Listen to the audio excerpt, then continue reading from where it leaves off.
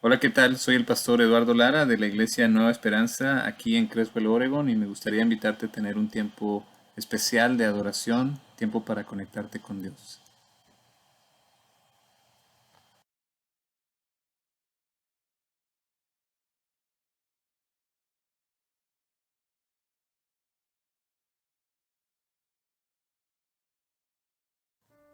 ¿Cómo puedo pagarle al Señor por tanta bondad que me ha mostrado? Tan solo brindando con la copa de salvación, invocando el nombre del Señor, tan solo cumpliendo mis promesas al Señor en presencia de todo su pueblo.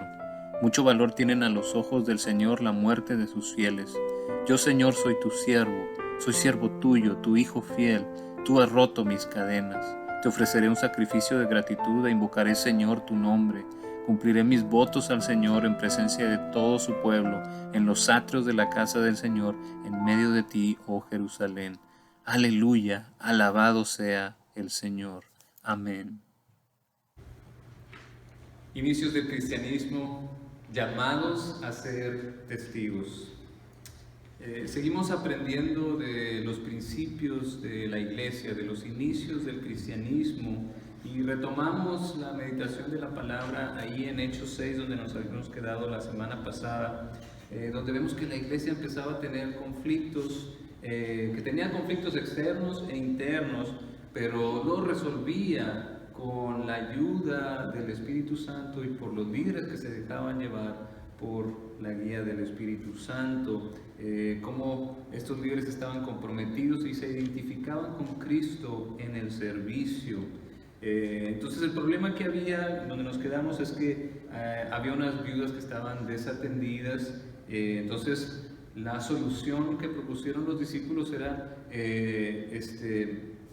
poner 7 hombres llenos del Espíritu Santo para resolver este problema y servir las mesas. Pero estos diáconos, que como los conocemos, estos servidores, no solamente se encargaban de servir las mesas, o sea, su función no se limitaba a eso. Es que yo estoy sirviendo las mesas, ya no puedo hacer nada más en la iglesia. No, vamos a ver cómo se comporta un servidor de estos 7. Vamos a seguir ahí para ver la vida de Esteban. Vamos a ir al versículo 8 en el capítulo 6 de Hechos. Dice, Esteban, hombre lleno de gracia y del poder de Dios, hacía grandes prodigios y señales milagrosas entre el pueblo. Con él se pusieron a discutir ciertos individuos de la sinagoga llamada de los libertos, donde había judíos de Cirene, de Alejandría, de Cilicia y de la provincia de Asia.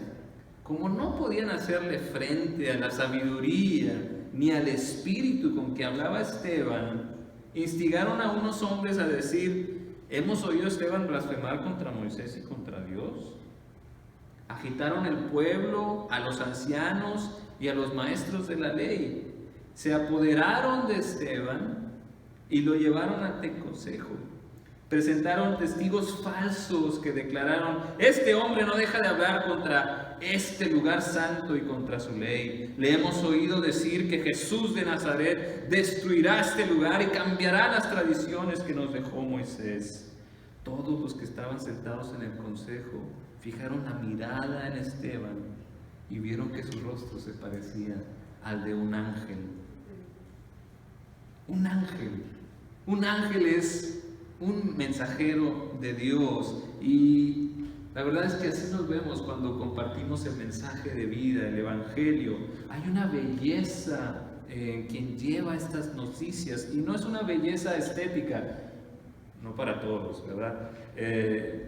Sino una belleza ética, de traer un mensaje de vida, un mensaje de esperanza, un mensaje de paz, de justicia, de libertad.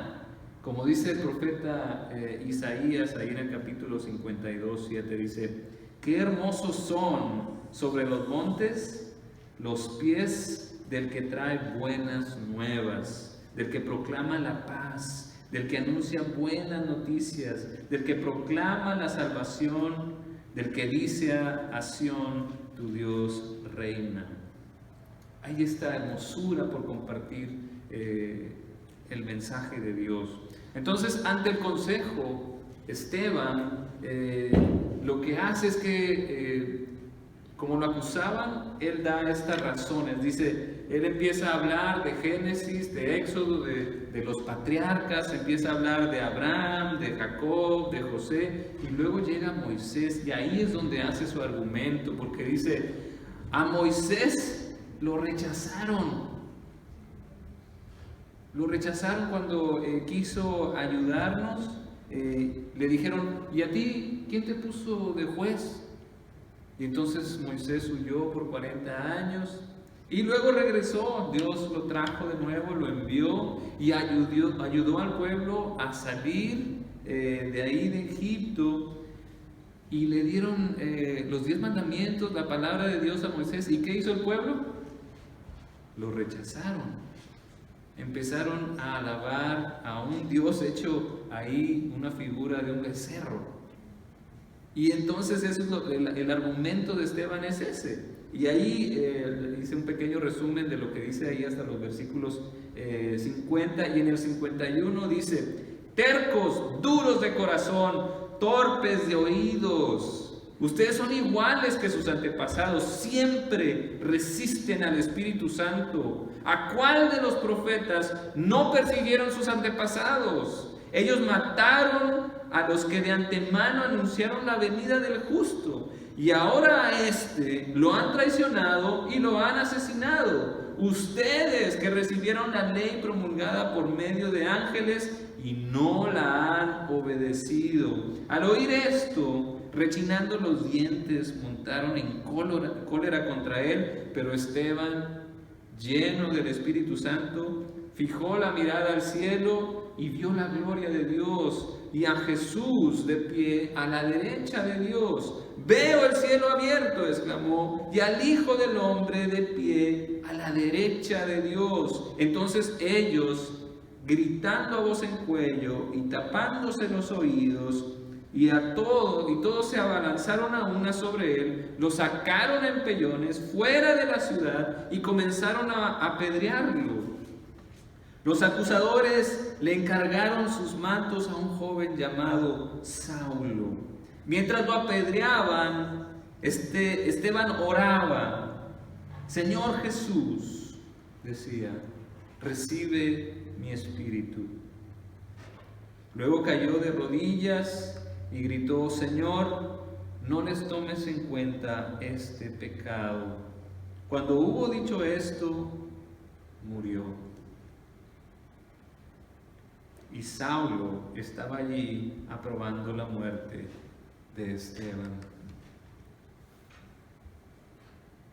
Se dice que hay más mártires cristianos hoy en día que los que había en el primer siglo, en los días del Imperio Romano. Según la Enciclopedia Mundial Cristiana, hubo cerca de 164,000 cristianos martirizados alrededor del mundo a finales del milenio pasado.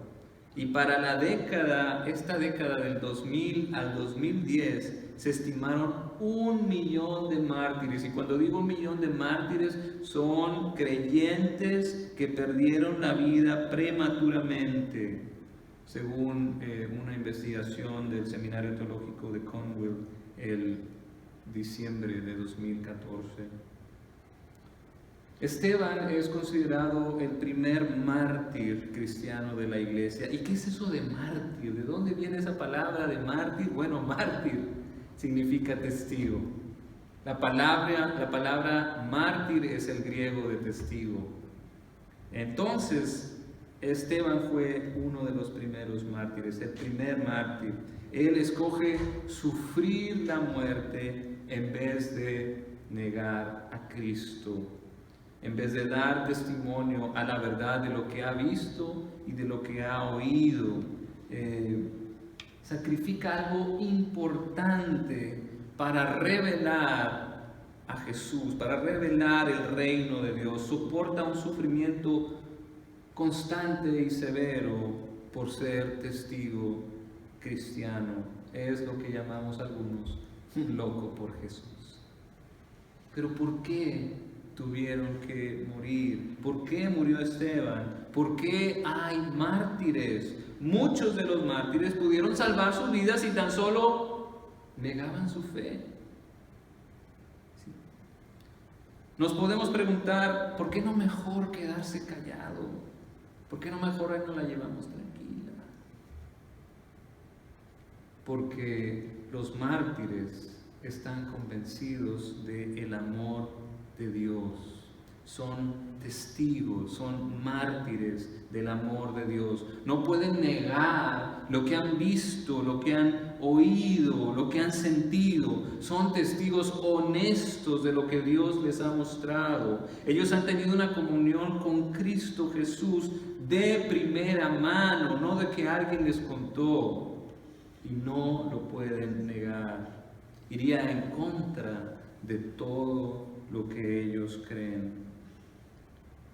Ellos han experimentado la restauración, han sido transformados por su fe en Cristo. Ellos creen que Jesús murió en su lugar por sus pecados y fueron liberados del mal. Porque dicen las Escrituras, pero ahora que han sido liberados del pecado y se han puesto al servicio de Dios, cosechan la santidad que conduce a la vida eterna, porque la paga del pecado es muerte, mientras la dádiva de Dios es vida eterna en Cristo Jesús, nuestro Señor. Ellos habían experimentado el poder del Evangelio en sus vidas, el poder de Dios en sus vidas. Eran esclavos y ahora son libres. Estaban muertos y ahora tienen vida eterna. Están vivos por la fe en Cristo Jesús. Estaban condenados a muerte y ahora tienen una vida que nunca perece. Porque si alguno está en Cristo, nueva criatura es. Las cosas viejas pasaron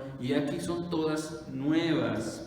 Los mártires son testigos de una relación real y personal con Dios y tienen al Espíritu Santo que les guía, que les da poder, que los anima, que les da fuerza, que los reconforta y que los guía a toda verdad. Es por eso que no pudieron negar a Jesús, porque Jesús es el camino, la verdad y la vida. Por eso no pudieron quedarse callados, tuvieron que dar testimonio, evidencia, explicación, porque seguían el ejemplo de Cristo de dar su vida en rescate por muchos. Porque Jesús mismo también se los había pedido.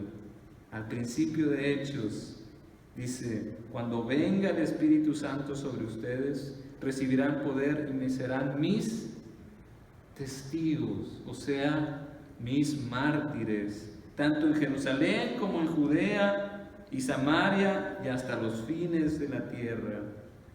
No se pudieron quedar callados por ser obedientes a lo que Jesús les había pedido. No se pudieron quedar callados porque creen de corazón que tienen vida eterna y que van a ser resucitados por Jesús, el que resucitó de entre los muertos para estar con Él. No se pudieron quedar callados porque estaban seguros de lo que dijo Jesús. Se me ha dado toda autoridad en el cielo y en la tierra. Por tanto, vayan y hagan discípulos de todas las naciones, bautizándolos en el nombre del Padre, del Hijo y del Espíritu Santo, enseñándoles a obedecer todo lo que les he mandado a ustedes. Y les aseguro que estaré con ustedes siempre hasta el fin del mundo. Con esa confianza fueron mártires. Y hoy Jesús nos desafía igual a nosotros. El llamado es el mismo. Nos desafía a ser mártires, a ser testigos de lo que hemos experimentado de su amor, de la restauración que hemos tenido en el Evangelio, de la paz que sobrepasa todo entendimiento, para los que creen de corazón que tienen la vida eterna y que serán resucitados por Jesús, los que aceptan y obedecen la palabra de Dios, que confían en el poder del Espíritu. A esos es a los que Dios sigue desafiando a ser testigos. Y esa es la pregunta de ahora, el mismo desafío. ¿Vas a ser testigo de Cristo? Amén. Muchos podríamos pensar, ¿pero de qué sirve Algunas muertes parecen no tener sentido alguno,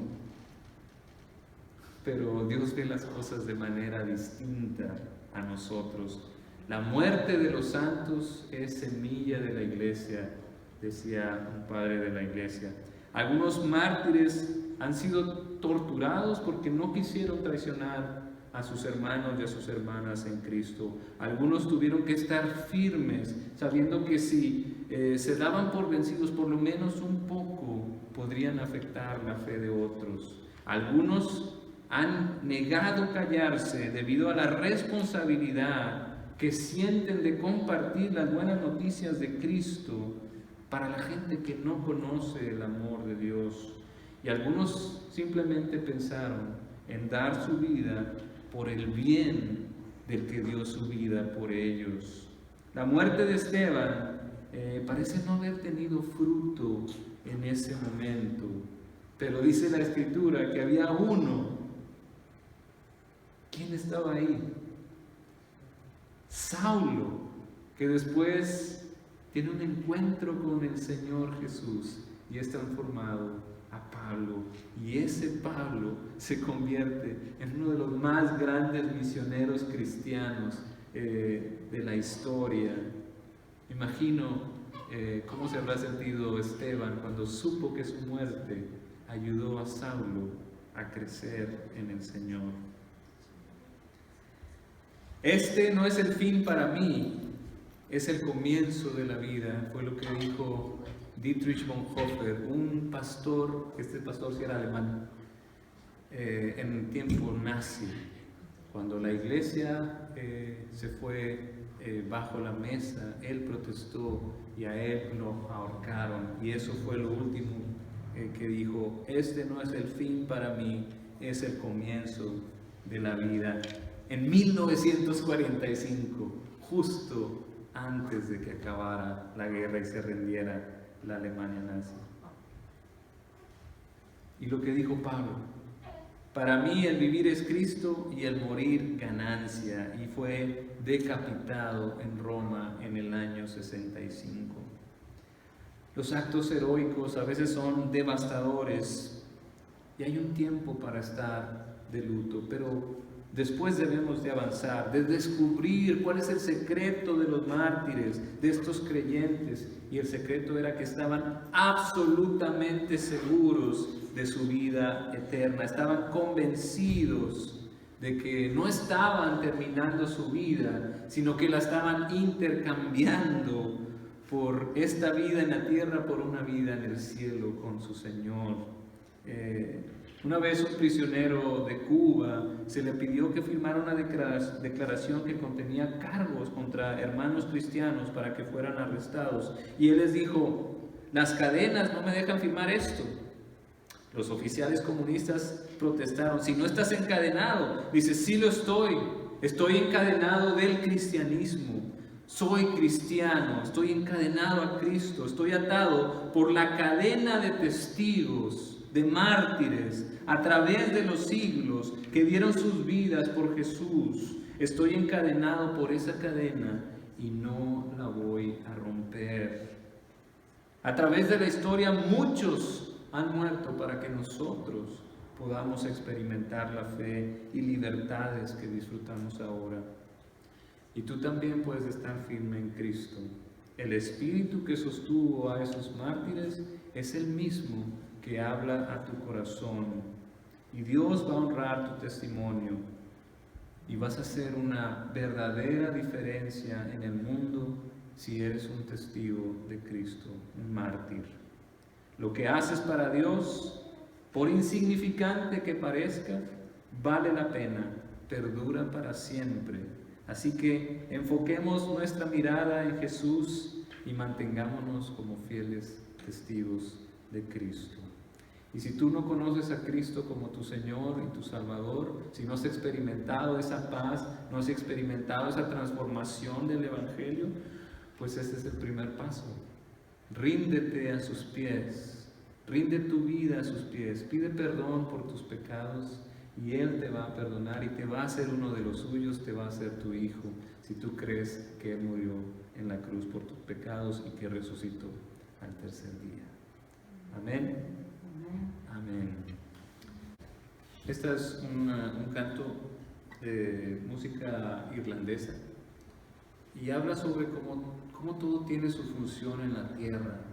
Y el canto dice que nuestra función, que nadie más puede hacer, es amar.